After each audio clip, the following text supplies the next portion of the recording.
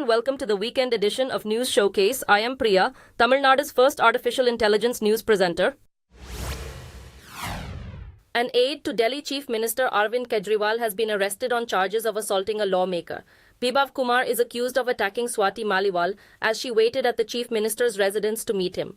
Maliwal, who belongs to the Chief Minister's Aam Aadmi Party, said she was slapped and kicked. The Chief Minister's residence released footage from surveillance cameras and said no such attack took place, and the incident was set up by political rivals to tarnish the name of Kejriwal. According to reports in counterclaims, Maliwal said the footage had been edited. Last week, the Supreme Court freed Kejriwal on temporary bail to let him campaign in the national elections. His Aam Aadmi Party, the BJP, are locked in a bitter fight to outdo each other in the polls. 9 people were killed and many were injured when a fire engulfed a bus in Haryana state. The devotees were returning after a pilgrimage to holy sites in Uttar Pradesh. Reports said the bus was carrying 60 people, all from one family in Punjab state. Survivors said they smelt smoke in the rear of the bus before the fire spread. There were 6 women and 3 men among the dead. The injured are said to be in a stable condition after they were taken to hospitals. A motorcycle rider first noticed the fire before he caught up with the bus and alerted its driver. Local people who helped douse the blaze said the fire services took 3 hours to reach the scene. Reports said an investigation is on to find out more about the incident. The season's first contingent of Muslims in Kashmir have set off on their pilgrimage to Mecca in Saudi Arabia. About 30 pilgrims departed from the city of Udhampur as their families and well-wishers gathered to see them off amid emotional scenes at a mosque in the city.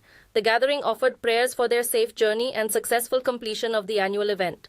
The Hajj is a yearly Islamic pilgrimage to the city of Mecca, considered a sacred site by Muslims.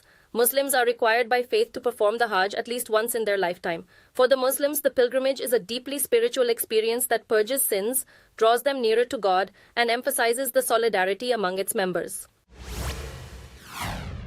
India has advised its students in Kyrgyzstan to stay indoors after attacks on Pakistanis and Asians. Reports said mobs attacked dorms housing students from India, Bangladesh and Pakistan at the medical university in the capital Bishkek.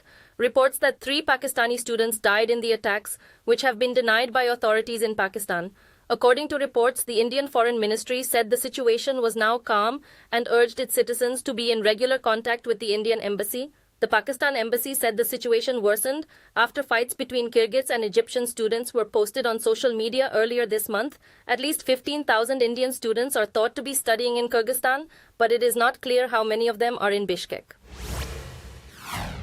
The Congress Party's candidate in Northeast Delhi constituency was assaulted by a group of people during a campaign stop. Reports said about 8 people approached him and presented a garland before throwing blows. Videos of the incident were circulated on social media, and reports said some of them were uploaded by the attackers, who boasted about the assault. Police in Delhi said a complaint was received, and they are verifying the videos before any formal action against the mobsters. Reports said the attackers claimed that Kumar spoke against the country and the Indian Army, which were the reasons for the attack. The 37-year-old is a former students' union leader. He is contesting against the BJP's incumbent lawmaker Manoj Tiwari in the polls next Saturday. The intense summer heat continues to grip northern parts of India, affecting both humans and wildlife. Officials in Rajasthan have implemented special measures to protect the animals at Nahargarh Biological Park in Jaipur from the scorching heat. Efforts include providing cold milk to tigers and panthers and fruit ice cream to bears, ensuring the animals stay cool and hydrated. To shield the panther, leopard, deer, bear, fox and baboon from the oppressive heat, wet screens and fountains have been installed outside their enclosures. Bears get watermelons, while tigers and panthers are given meat during the day and cold milk in the evening. Trees were planted during the last monsoon to ensure that the temperature does not rise, and sheds have been built at various places to provide shade. There have been increasing incidents of wildlife encroachment into human settlements in recent times in Tamil Nadu's Nilgiri district. Buffaloes, elephants, wild boars roam the town in search of food and drinking water. In the last few days, local people reported seeing large wild elephants in the area. Residents say they are afraid to step out of their homes for their routine activities and urged wildlife authorities to stop animal forays into residential areas. People familiar with animal behavior say they entered populated areas in search of water as the summer caused water bodies to dry up. They said creating water sources in the forested areas would prevent the animals from venturing out. The Israeli army has said it recovered 3 bodies of hostages in Gaza. It said they were killed in October last year inside Israel and the bodies were taken to Gaza. Local media reports said the remains were found in a tunnel controlled by Hamas militants and their names were made public. On receiving the news, Prime Minister Benjamin Netanyahu said he was heartbroken. The Hostages Family Forum, which is a grouping of families of the hostages, said it was overwhelmed with sorrow. The Israeli military said the hostages were killed close to the Nova festival, which was attacked by Hamas when it raided southern Israel last year. The raid prompted the ongoing conflict in Gaza, which is threatening peace in the area and attracted global diplomatic efforts to end it. Chaos broke out at the parliament in Taiwan after heated arguments over a controversial bill. In a video that hit social media, a lawmaker snatches copies of the bill and makes a dramatic dash for the door. The drama comes just days before President-elect William Lai of the Democratic Progressive Party is due to take office on Monday. KMT, the primary opposition party, and the smaller Taiwan People's Party want more power for the parliament to control the actions of the government. The plan includes a law to punish members who lie before parliament. The governing DPP, which lacks a majority in parliament, says the opposition is trying to force proposals without proper consultations. 4 years ago, members of the KMT threw pig parts on the parliament's floor to oppose plans over pork imports.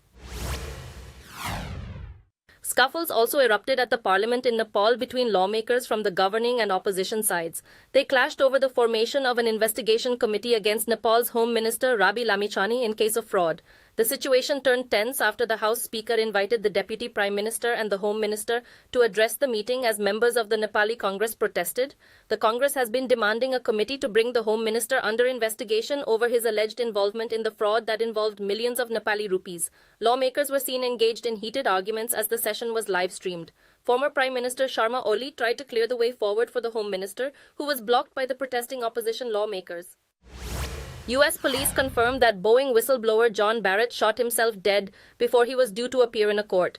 The 62-year-old was found dead in the driver's seat of his truck in South Carolina in March. According to reports, Barnett was set to testify against aircraft maker Boeing in a court about safety practices and unlawful retribution. When he did not show up, police officers checked on him and discovered his body with a gunshot to his head, which indicated he took his own life.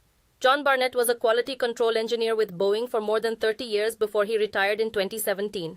He was worried about Boeing rushing with its production of the 787 Dreamliner aircraft, which he believed posed safety risks. The Sunday Times newspaper reports that British Prime Minister Rishi Sunak and his wife's personal wealth increased by £122 million in the previous year. It said the pair's projected net worth increased from £529 million in 2023 to £651 million in the most recent assessment. This was mostly because of his wife's ownership stake in Infosys, the Indian IT company that her father co-founded. According to the yearly list of the wealthiest people in the UK, Sunak and his wife are richer than King Charles III. Although the king was ranked higher than the Sunak family the previous year, his estimated personal wealth increased by only £10 million to £610 million. In 2022, the Sunaks outperformed the late Queen Elizabeth II, whose wealth was only £370 million.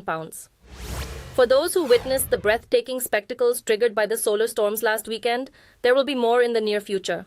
In about 2 weeks, the massive sunspot cluster that flung gas and energy towards Earth will revolve back towards us. Scientists predict that it will likely remain massive and complicated enough to produce other explosions that have the potential to disrupt Earth's magnetic field and produce additional northern lights. The sun has been emitting more radiation since last Saturday, and on Tuesday, a massive solar flare caused worldwide disruptions to high-frequency radio communications.